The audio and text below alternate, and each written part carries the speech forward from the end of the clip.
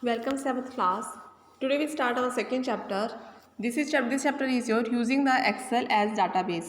Database का हमने use करना है कैसे Excel के साथ. तो इंट्रोडक्शन से हम स्टार्ट करेंगे. A computer is an electronic machine or a device that process the data to give the information. Computer क्या है, एक इलेक्ट्रॉनिक मशीन है या इलेक्ट्रॉनिक डिवाइस है जो क्या कहते हैं आपके डाटा को प्रोसेस करती है और आपको इन्फॉर्मेशन प्रोवाइड करती है. People use computer to process the data. लोग जो है कंप्यूटर का यूज़ करते हैं डाटा को प्रोसेस करने के लिए. Data simply refers to the raw facts and figure. और डाटा क्या है, एक रॉ फैक्ट्स है, बहुत ज़्यादा ढेर है मटीरियल का, या फिगर्स की फॉर्म में वो हो सकता है. These may be in the form of numbers, alphabet, images, sound and combination of these. ये जो है आपके numbers, alphabet, images, sound, combination की मतलब इन सब का combination ये चीज़ें आपकी हो सकती हैं. Data need to be process to make it meaningful and useful. Data जो है हमारे पास तब प्रोसेस्ड है जब वो हमारे लिए मीनिंगफुल है, यूज़फुल है. When data is process for some meaning, अगर हम डाटा को किसी मीनिंग के लिए यूज़ करते हो, इट बिकम द इन्फॉर्मेशन. तो ये वो क्या है कि इन्फॉर्मेशन बन जाती है. A collection of the related table with the data is called database. जब हम एक जैसा रिलेटेड मटीरियल डाटा के अंदर यूज़ करते हैं तो वो क्या बनता है, डाटाबेस बनता है. डाटा जो है आपका, data remains in an organize order in a database. Database के अंदर जो डाटा है हमारे पास एक ऑर्गेनाइज मैटर में रहता है. Simple example of database is the attendance register of your class. आपकी क्लास का जो अटेंडेंस रजिस्टर है वो डाटाबेस का बहुत ही सिंपल सा एग्जांपल है. Maintain by your class teacher, जिसको आपका क्लास टीचर मेंटेन करता है. It contain the name of each student of your class with their roll number. यहाँ पे क्या करते हैं टीचर, आपकी क्लास के हर एक स्टूडेंट के नेम्स को के आगे रोल नंबर उनको इनिशिएट कर देते हैं. अ नंबर पर्सनल टेलीफोन का directory is also the example और सिंपल डाटाबेस. अगर हम घर में टेलीफोन डायरेक्टरी की बात करें तो वो भी क्या है आपका एक डाटाबेस का ही एग्जाम्पल है. Advantages of database. अब डाटाबेस की क्या क्या एडवांटेजेस है. फर्स्ट है easy retrieval of data. Data को इजी से रिट्राइव करना. Reduce the data inconsistency. Data inconsistency को कम करना. Easy manipulated data. डाटा को ईजी से मैनिपुलेट करना. Reduction of the data redundancy. Data redundancy को रिमूव करना. Easy sharing of data. Data को शेयर करना. High data security. और डाटा को सिक्योर करके रखना. ठीक है, तो यहाँ पे ये जो कुछ एक एडवांटेजेस है ये आपको सारी की सारी यहाँ पे इन्होंने बता रखी हुई हैं. You can perform the various kind of the operation on the data base like the creation, deletion, modification and updation. आप जो है अलग अलग तरह के अलग अलग तरह के जो है आप ऑपरेशन जो है डाटाबेस के ऊपर अप्लाई कर सकते हैं, जैसे इन्होंने ये मेंशन कर रखे हुए हैं. जब हम डाटाबेस को एक्सेल में यूज़ कर सकते हैं तो यहाँ पे हमारे पास दो चीज़ होती है. एक होता है हमारे पास फील्ड और दूसरा होता है हमारे पास कॉलम. तो ये फील्ड एंड कॉलम क्या होता है. फील्ड क्या है, ईच जो भी आपका each type of the data in a record is stored in its column. हर एक टाइप ऑफ डाटा जो है वो क्या कहते हैं कॉलम की फॉर्म में स्टोर होता है. This is called the field. और जब एक्सेल स्टोर करती है उस डाटा के रिकॉर्डिंग सिमिलर एंट्रीज डाटा के अकॉर्डिंग, तो वो होता है आपका रिकॉर्ड. फॉर एग्जांपल आपका जो है हेडिंग दिया था नेम, क्लास, रोल नंबर. आगे जो है लिस्ट ऑफ द स्टूडेंट्स की नेम डाल देते हैं, क्लास डालते हैं, उनके रोल नंबर जाते हैं, तो वो आपका रिकॉर्ड बन जाएगा. और जो नेम, क्लास, रोल नंबर लिखा है वो आपका फील्ड बन जाएगा. The name given to the each column is called the field name. For example in a table the name of all students in your class can be stored in one field, the name as name, and all the data entries under the field name, age, address together to form the record of a particular student. जब हम ये चीज़ें लाते हैं तो एक particular student का वो आपको रिकॉर्ड जो है मेंशन कर देते हैं. क्लियर है. नेक्स्ट है फॉर्म. फॉर्म क्या होता है हमारे पास. A form resemble a fill in blank sheet that you fill completely by hand. जो एक ब्लैंक शीट है जिसको तुम कंप्लीट फिल करते हो वो आपका एक फॉर्म है. फॉर एग्जांपल आपका ऑनलाइन टेस्ट होता है या आपको जो है एडमिशन लेते हो तो आपको एक एप्लीकेशन फॉर्म फिलअप करना पड़ता है. Such as job application, job के लिए आप अप्लाई कर रहे हो. Hence form is a way to enter the data into the database. तो फॉर्म क्या है, एक सिंपल सा वे है डाटाबेस के अंदर डाटा को एंटर करने का. Once you enter the data in the form the data get save directly to the database. अगर एक बार आपने फॉर्म बना लिया डाटाबेस के अंदर तो डाटा जो है आपका परमानेंटली सेव हो जाएगा. Adding the form button. अब फॉर्म बटन कैसे बनाना है, कैसे क्रिएट करना है एक्सेल के अंदर. इन एक्सेल 2016 2016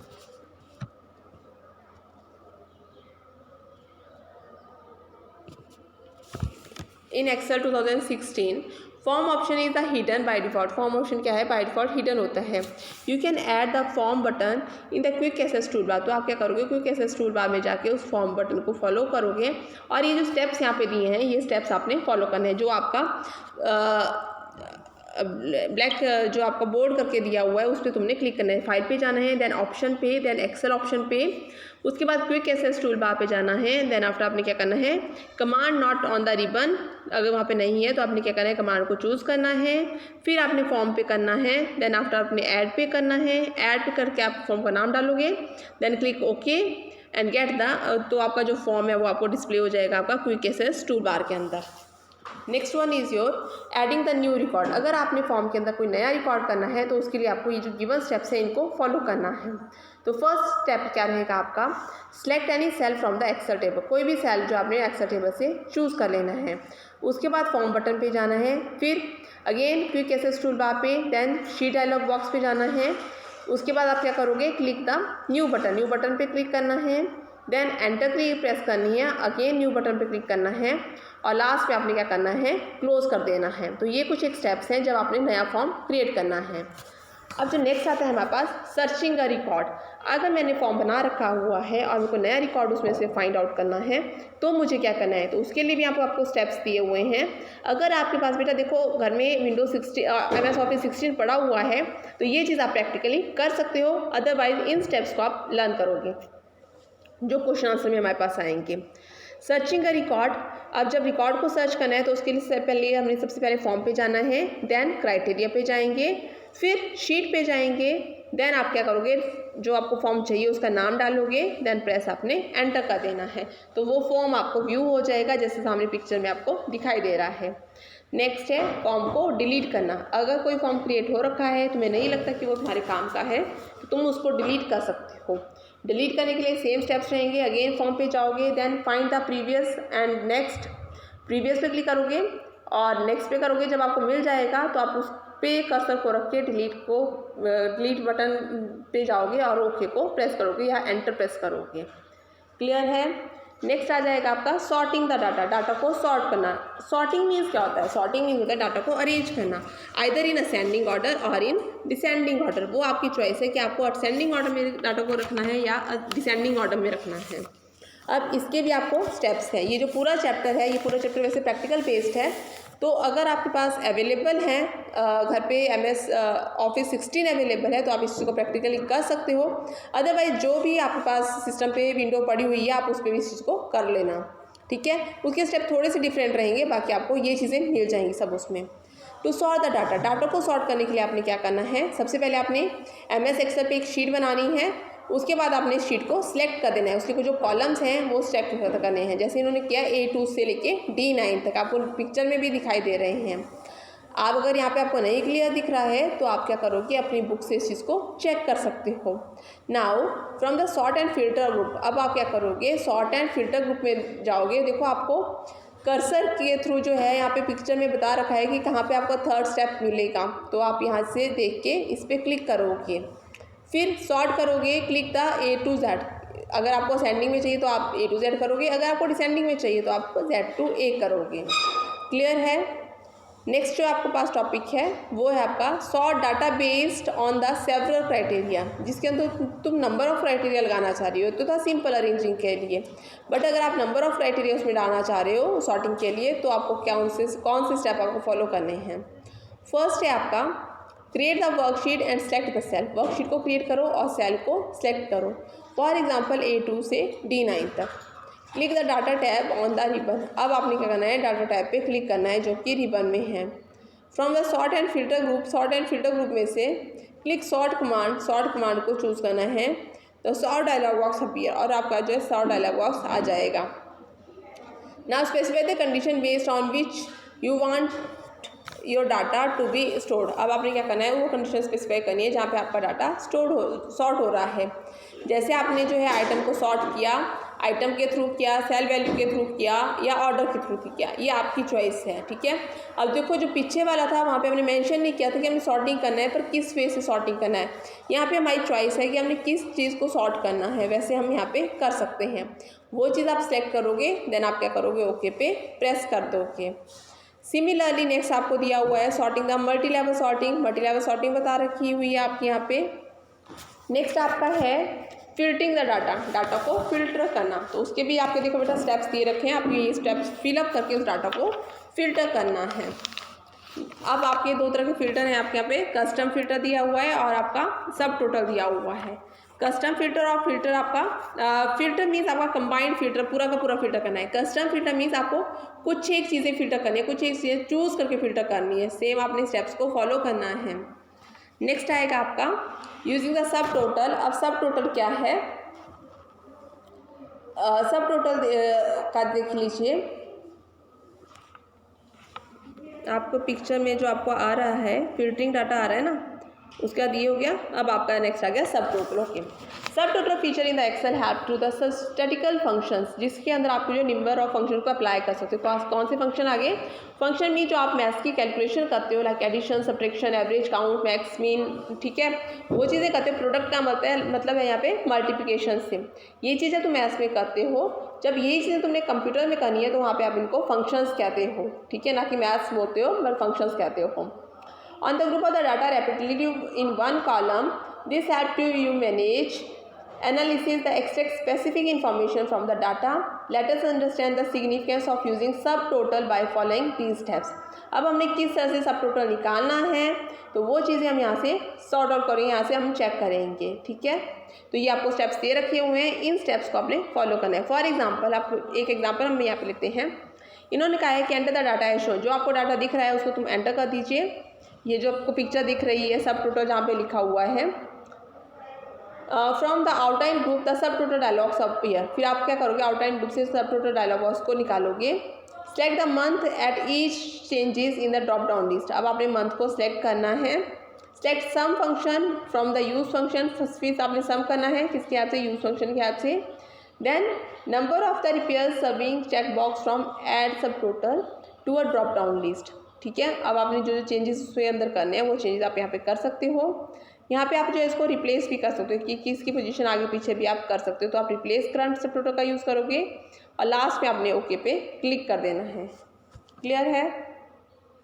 नेक्स्ट है आपका गोल सीक। गोल सीक क्या होता है आपका, goal seek is a wonderful feature in the Excel. Excel का बहुत इंपॉर्टेंट फीचर है that allow a user to use to describe the result of a formula, find the possible input value necessary to achieve that result. ठीक है, एक फॉर्मूले के through आपने कोई वैल्यू को असेस करना है तो आप क्या करोगे, गोल सीक का यूज़ करते हो।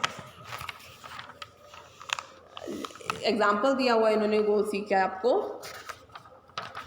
गोल सीक का इन्होंने एग्जाम्पल दिया है कि suppose a shopkeeper sells 30 unit of the package sweet at the rate of 500। एक पैकेज स्वीट है, पैकेट है स्वीट्स का, उसको जो है वो देता है 500 रुपये में। Each of the monthly profit is 15,000 और उसको पूरे मंथ का जो प्रॉफिट है वो मिलता है 15,000। As the raw material required in the production, the new production of the sweets is getting expensive. He decided, जब जो रॉ मटेरियल है उन स्वीट्स में पड़ रहा है वो एक्सपेंसिव हो रहा है डे बाई डे।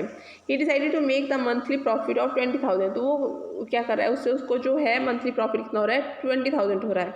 ना use the goal seek feature and find out much he need to raise the price of each unit to the meet this target. अब उसने जो है क्या ऐसा फॉर्मेट अप्लाया, कौन सा फॉर्मूला अप्लाया कि उसकी जो इनकम है वो 20,000 हो जाए मंथ की।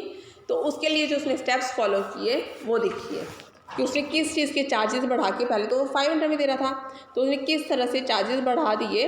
और आपका प्रोडक्ट की जो है मार्केट में, उसको पता था कि मार्केट में आपका जो है प्रोडक्ट बिकेगा ही बिकेगा, तो उसकी प्रोडक्टिविटी और ज़्यादा करने के लिए उसने कैसे जो है प्राइस में एनहांस्ड किया प्राइसेस को, वो देखिए।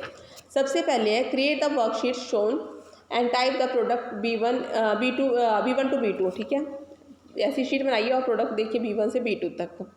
And cell B3, press the enter पे प्रेस कीजिए। Then select the cell B3 cell आपने सेलेक्ट किया। क्लिक द डाटा टैब पे जाइए। फिर आप क्या करोगे, व्हाट इफ एनालिसिस, उस पर जाइए, फ्रॉम द कहाँ पे लेगा वो, फॉरकास्ट ग्रुप में। Now go to the goal seek option, goal seek में अब जाओगे, type the value 20,000 value mention कर दीजिए इन द टू वैल्यू, जहाँ पे लिखा है टू वैल्यू तो वहाँ पे वैल्यू कर दिया आपने 20,000। Type B2 by changing the cell tell box, और जो सेल बॉक्स में आपने डाल दिया ऊपर वाले B2, click okay button, okay button आ जाएगा। ओके बटन पे क्लिक करोगे, उससे क्या होगा, goal seek status dialog box appear, notice the target value of the current value is same that is 20,000। तो वो क्या बता देगा, जो करंट वैल्यू आपकी आई वो कितनी आ गई, 20,000। ये जो आपका सिस्टम है वो खुद ही उस वैल्यू को कैलकुलेट कर लेगा।